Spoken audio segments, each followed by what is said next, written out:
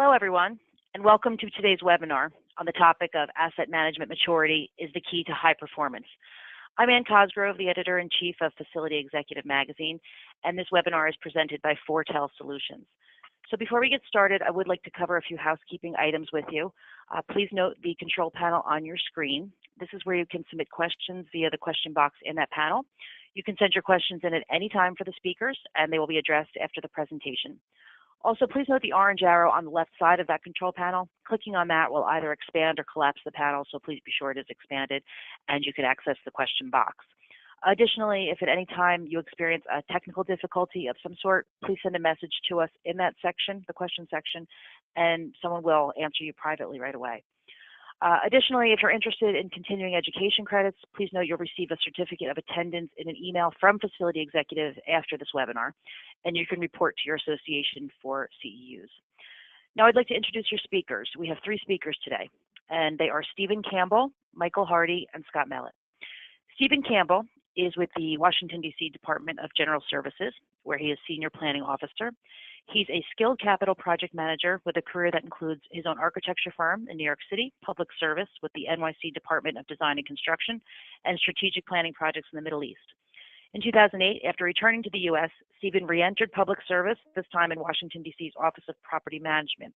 And upon the creation of the D.C. DGS, he served a year as Deputy Director for the Construction Division. He was then selected to create the planning office of the Department of General Services. So as part of its work now, DGS Planning is involved in transforming industrial sites into sustainable public works facilities, upgrading district office space into creative communities, increasing awareness for co-locating of multiple municipal needs, and increasing economic development opportunities in district facilities and properties. Stephen's department also administers facility condition assessments and is involved in urban agriculture, public safety, and municipal facility master planning. So you'll hear from him today about some of his work. Michael Hardy is Vice President of Public Sector Work at Foretell Solutions, and he has more than 20 years of experience helping customers take advantage of innovative technologies to empower informed decision-making and to achieve their financial and organizational goals. Michael's experience includes more than 15 years serving the federal government sector and 10 years focused on physical asset and facility management. He's a senior fellow at the Asset Leadership Network, promoting the principles of the ISO 55000 Management Systems Standard for asset management among state and local governments. And Scott Mellett will join us today also. He's Vice President of Sales at Foretell Solutions, and Scott has worked in multiple industries and has an extensive background with private enterprise and public sector clients located throughout North America, South America, and Europe. His merger and acquisition experience includes both the buy side and sell side of multiple acquisitions and carve-outs. So we will hear from these three gentlemen today. We'll learn about asset management, and we'll look forward to taking your questions at the end. I'll hand it over to you, Scott. How are you today? Great, Ann. Thank you very much, and I appreciate the introduction. And also thank you to everyone that has joined us here today, and we'll go ahead and get started. And so I was at a conference about a month ago, and one of the speakers said, an interesting quote, which was, if you get asset management right, you get it all right. And it really got me thinking, right? And so, Michael, with that in mind, what do we mean when we say asset management maturity? Yeah, thanks, Scott. The term really is used to acknowledge that asset management is a journey, not a destination. And every organization is somewhere along that path. Whether they recognize it or not is another story. So some examples are the Institute for Asset Management uses a 6-level scale that they start with innocence at kind of level 0, and it concludes with excellence. So you see there's a journey that's involved there. Others follow a structure like CMMI, which calls level 1 chaotic and level 5 is optimizing. So regardless of how you label the waypoints on the journey, it's important to know really is where are you today, and do you have a plan for where you want to be next year, 5 years from now, or 10 years after that? So essentially kind of growing up or achieving some maturity. The reason that we're claiming asset management maturity is the key to high performance, as in our title today, is because asset management rests on these 4 fundamental principles of ISO 55000. They're value, alignment, leadership, and assurance. And when you get those things right, truly, you get it right for the whole organization. But we'll talk more about those later on in the webinar. All right, so it sounds, Michael, like it's really a journey, and that's what we mean by maturity, is that it's a journey that we're all going to go on together, and I'm sure everybody out there listening can relate to that, right? That's been doing this for quite a while. So Michael, on another topic I hear frequently is the difference between asset management and managing assets. Help us understand, what do we really mean by that? Yeah, so the big difference between those two things is not just the arrangement of the words, really. The difference is context. So I'm going to go way out on a limb and say that nobody listening to the webinar today thinks that the problems we have with things like deferred maintenance or asset reliability or crumbling public infrastructure are due to a lack of knowledge. We know how to manage assets. That's not the problem. In fact, we learn it early, right? Every kid with a bike learns that run to failure increases risk, maybe to your head or your knees. And we're all told that an ounce of prevention is worth a pound of cure. So it begs the question, why aren't maintenance budgets bigger? And why don't we prioritize things like capital renewal projects over new construction and ribbon cuttings? I believe the reason for that is that most organizations have not embraced the why of asset management. So ISO 55000 defines asset management as, and this is a quote, the coordinated activity of an organization to realize value from assets. So embracing the why means seeing assets as a source of value to be realized rather than a cost which has to be avoided. So high performance organizations nurture this coordinated activity by building bridges that connect operations, planning and finance, and aligns asset management with the mission of the organization. There's a lot more to say about this, and lots of people have written on this concept. In fact, there's the ISO TC251. They published an excellent article a couple of years ago called Managing Assets in the Context of Asset Management.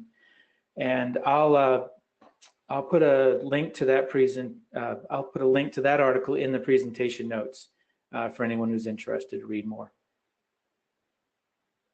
All right, that's some interesting points, Michael. I appreciate that, and I know also a big component of this is sort of asset leadership and taking ownership of trying to bring all these groups together. And so, Stephen, on that topic of leadership, DGS has a large and really diverse portfolio of assets.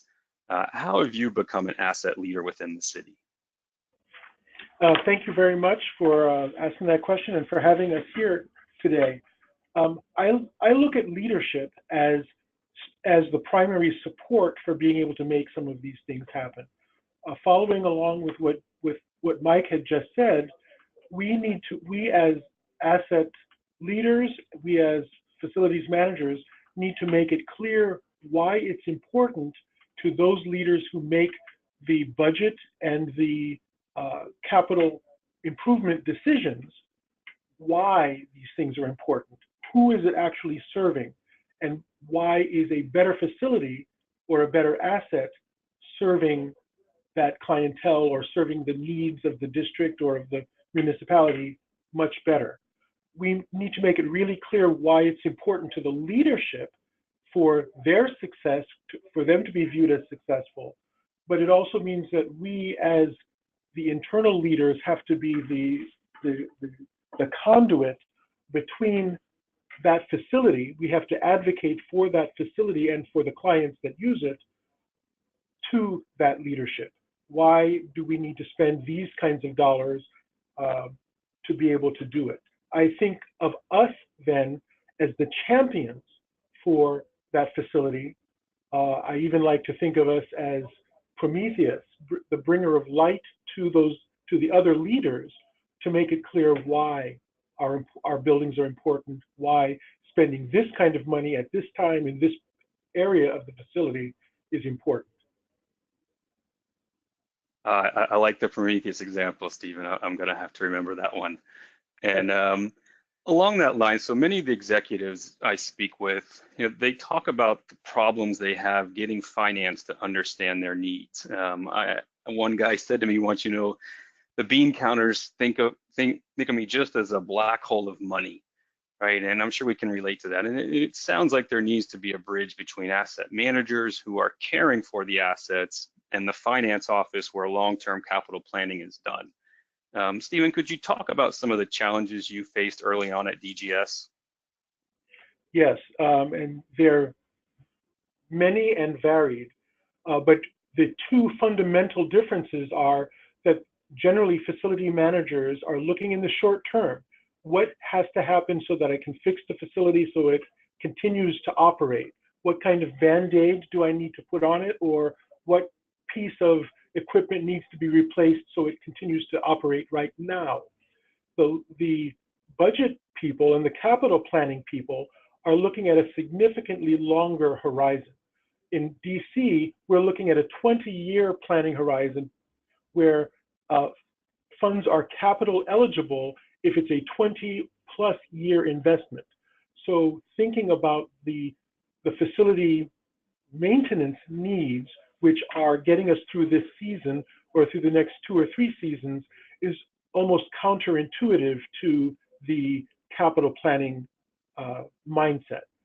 It means, though, that in order to best utilize that asset, we need to think about the operations dollars, which are in the short term, being used judiciously and pointing to those things that would more likely fail and reduce the extended life of the facility. And therefore, we focus on the facilities dollars or the short-term dollars, making that capital asset operate significantly longer.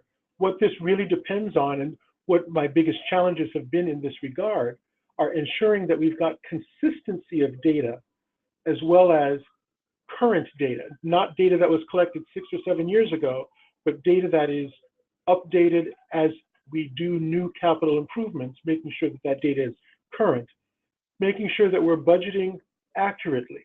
If we misdiagnose or indicate the wrong budget numbers, even for facilities maintenance, it calls into question many of our other assumptions.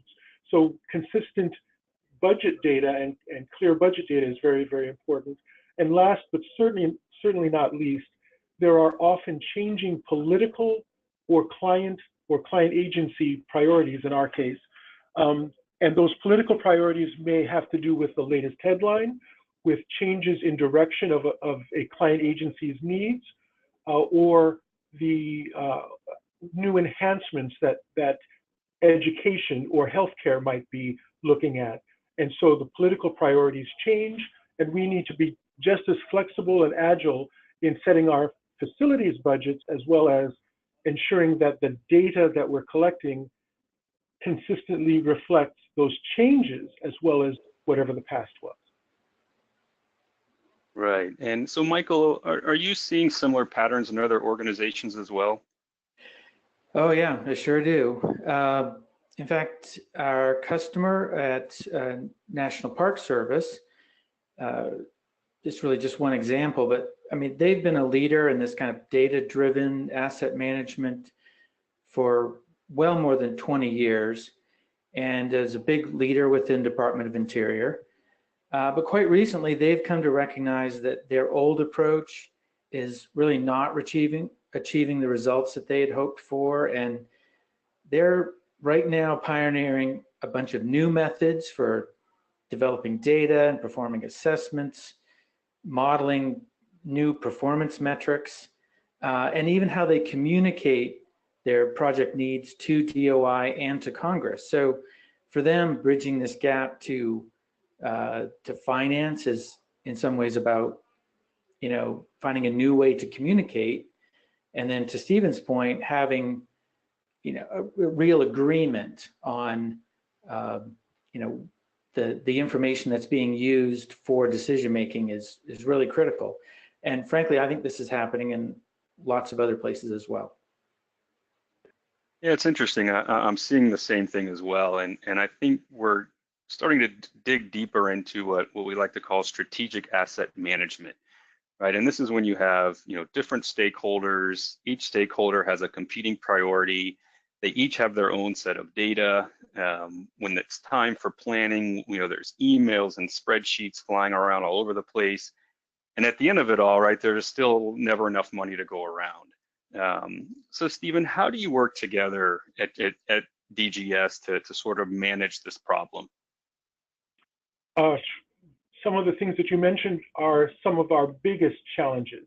It is definitely the case that in our various divisions, we might the capital construction division may have a different gross square footage number than our portfolio division does, than our facilities management division does.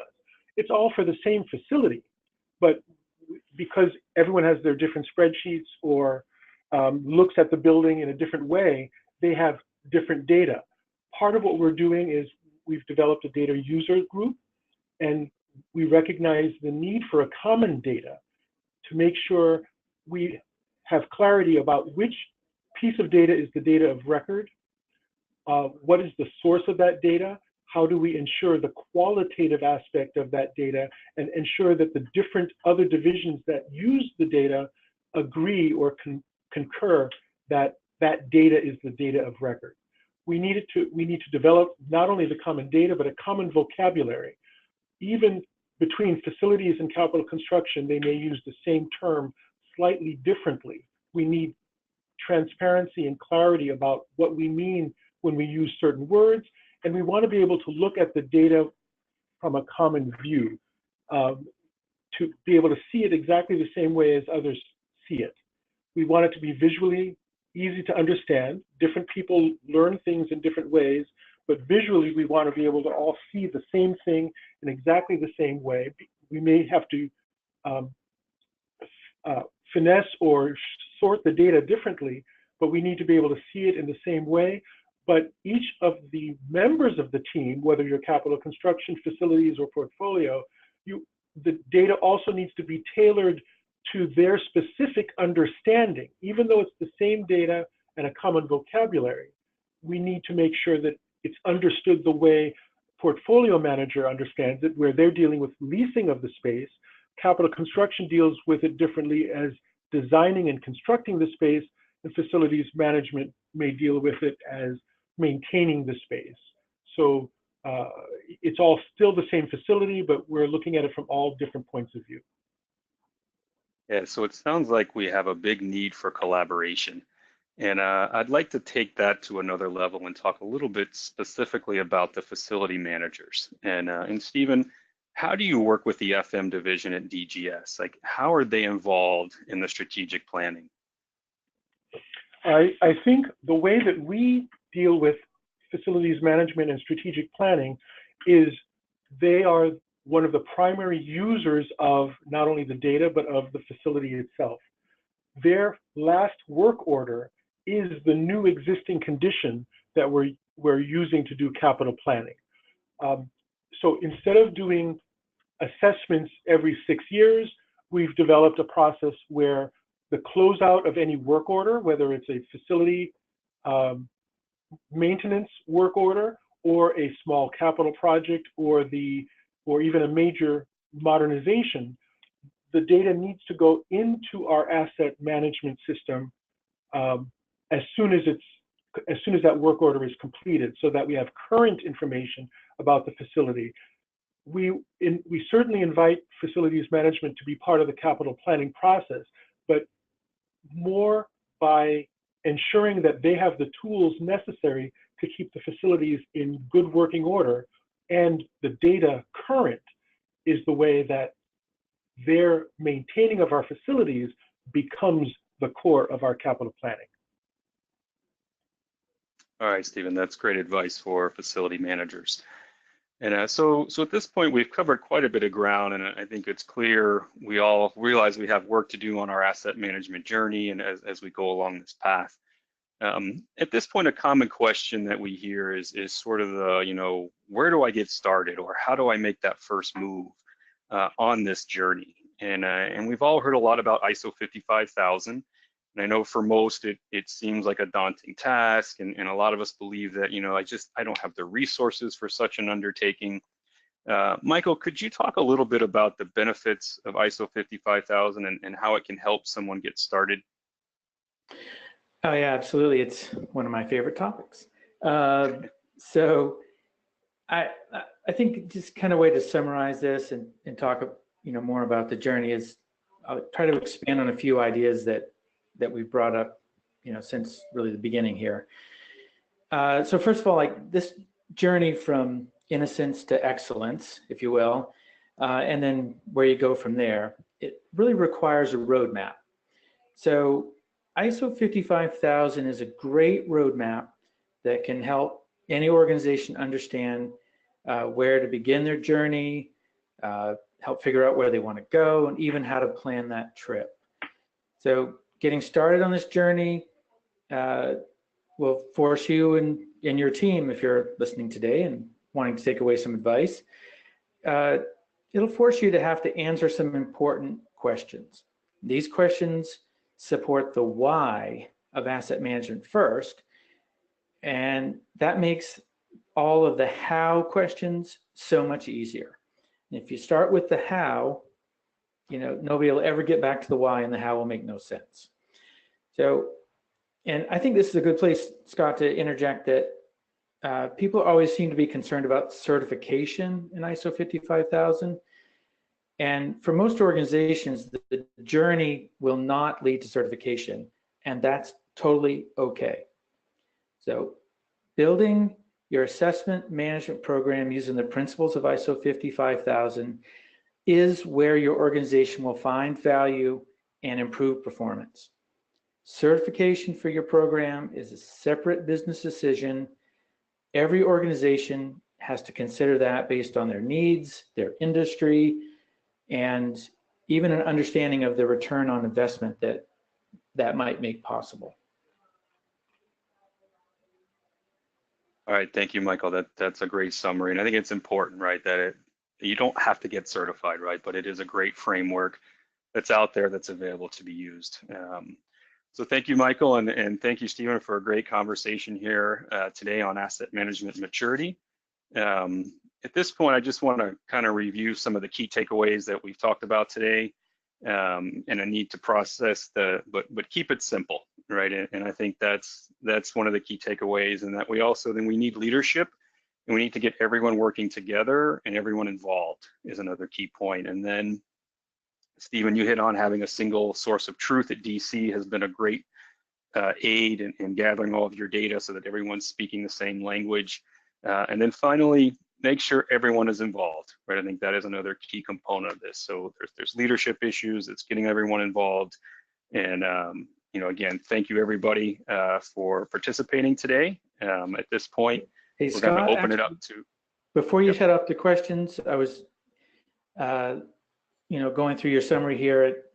I think there's one last thing to say on the topic. Sure. And it reminds me, I just reminded my friend Jim Dieter, who is the CEO of the Asset Leadership Network. He likes to say that everything in ISO 55000 is just common sense, and to tell people that they're probably doing a lot of it already. So it may seem mysterious, but ISO 55000 just provides this useful framework upon which you can build your asset management program. So don't be intimidated by this standard. Keep it simple, get started, and then keep improving. That's all there is to it. And my last thing to say to everybody listening today is you can do this. Absolutely, and that's why my quote here is, it always seems impossible until it is done, right? And nothing could be truer. Absolutely. So again, everyone, thank you for listening today. And at this point now, we'll turn it over to Anne, who will go through the audience questions. Thank you. Thanks, gentlemen. And thank you to our audience for sending in your questions. Yes, we'll jump right into it. Let's see. So, Stephen, we have a question directed to you first. And I believe it has to do with when you were talking about when the facilities maintenance team or others enter information into the system. But I'll read it verbatim. It says, when a project or work order completes, what specifically happens in your capital planning system and to what effect? So what's that process like once they put in that work order or project data into your system? Very good question. So basically, the repair or the thing that had to be adjusted, whether it's a capital improvement or a facilities management repair, was something that had previously been identified as a deficiency or as something that still needed to be addressed. Once it is, that thing that needs to be addressed becomes the basis for the work order in question. And when you're finished with that work order, whether it's replacing an air handling unit or repairing a roof, that at the end, at the closeout process, partly as a condition of getting that payment, the data goes back up saying that this thing which was previously a deficiency is now a new asset or a repaired asset with a new remaining useful life. Okay, thank you. So what tools do you use to update your management database after a work order is complete? Staying in that same vein, what do you use to update it after that work order is complete? How do you address that? Well, the DGS, Department of General Services, is utilizing the Fortel Solutions data asset management application. When we do our facility condition assessments, all that data goes in there. We have independent assessors who can assess either entire facilities or different assets. So we have people who can do low-level energy audits or just roof repair, roof assessments, and that data can all go into this coordinated asset management application. Okay, thank you.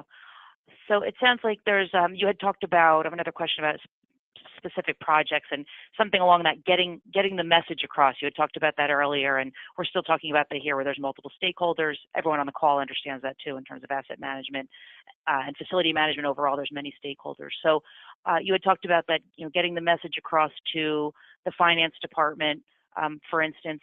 So I'd actually like to ask you, what is an example of a project, large or small, of when you were able to, successfully get the message across to finance about the need for money for an asset or a project? Did your data help you do that? I was just kind of looking for some type of standout example where you realized, hey, this is working. So I think it's a very mixed kind of a question.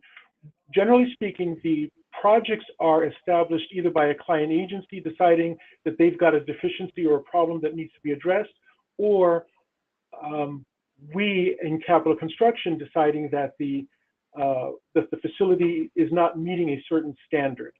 It's often very haphazard what the priorities are.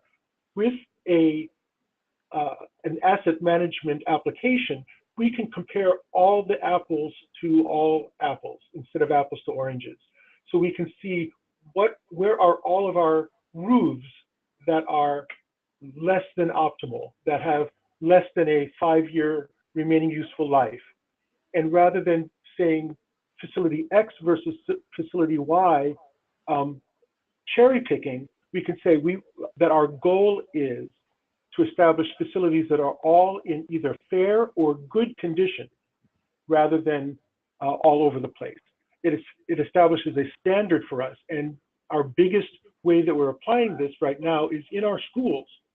We have not only improved the condition of our facilities, we have huge major modernizations so that many of our school buildings are in excellent shape. But when there are complaints either from principals or from parents about the condition of a building, we have empirical data that shows what aspect of the physical asset is contributing to that perception.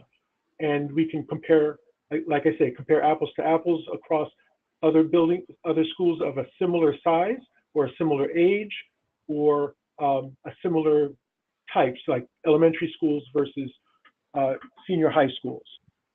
But it suddenly allows us to slice and dice however we choose and however we need to respond to the issues or questions raised by the clients. Okay, thank you. Thank you for that. And it looks like we have time for one more question. And I'll put it out to you, Stephen, as well as Michael or Scott, if you'd like to answer, with your experience as well out in the field. And the question is, I'll start to you first, Stephen, is what are some of the typical reasons leadership at DGS might resist making asset management a focus for the organization, perhaps in your past experience before you implemented this? And what techniques did you use to change their minds? And of course, opening that up to Stephen and Michael as well. Sorry, Scott and Michael as well. So I'll just jump in really quickly. I think the biggest challenge is always, do we have sufficient funding to address the problem that has arisen? Having better data available makes it clear not only what the likely costs are at this moment, but how the costs may increase if this problem is deferred by 1 or 2 years, or by 5 years or 10 years. And when you're talking about avoided costs, especially when you're talking about capital planning and capital improvements, that rings out loud and clear. It's the easiest way to be able to make your case if you can talk about avoided costs, whether operations costs or capital costs. Yeah, and I would add a little different viewpoint, I guess, to what I've seen with the District of Columbia, certainly the last few years there. So Stephen's work with the Department of General Services is quite closely coupled these days with the work that's being done in the Office of the CFO. And so Jeff DeWitt is the CFO in the district, and he and the folks that work in his office, David Clark and Daryl Street, all these folks are just doing a tremendous amount of work to understand the long-term capital planning needs, which has helped everything from their recover their bond rating to managing assets of all kinds of different types, in a way that I don't think very many cities have really sort of dared to do yet. And this close collaboration with DGS has has a technical aspect in that the Fortel system is connected to their office and provides data to their data warehouse. But also I see this cooperation and support that really was, we talked about a bridge earlier. You can really sort of see the bridge in DC because of the cooperation that goes on there. It's extremely encouraging to see, and I hope will be replicated in lots of places. Thank you, Michael, for that. So with that, we will we'll close it out. I do thank everyone for sending in their questions, and Stephen, Michael, and Scott, thank you for the presentation today. We appreciate you joining us. Thank you very much for the opportunity. Yes, indeed. We also want to thank Fortel Solutions for sponsoring the webinar, and a recording of the webinar will be available online at facilityexecutive.com. And also please check out fortelsolutions.com. That's the number 4, telsolutions.com. And to find out more about the offering and what they've been doing with some of their clients and what you might be able to do. Just as a final note, we want to let you know about an event that Facility Executive Magazine hosts, and registration is now open. That's Facility Executive Live, September 19th, 2019. We're in Arlington, Virginia this year. So if you check out facilityexecutivelive.com, you can find out more. So again, thank you, everyone. Thanks to Fortel Solutions, and have a great afternoon.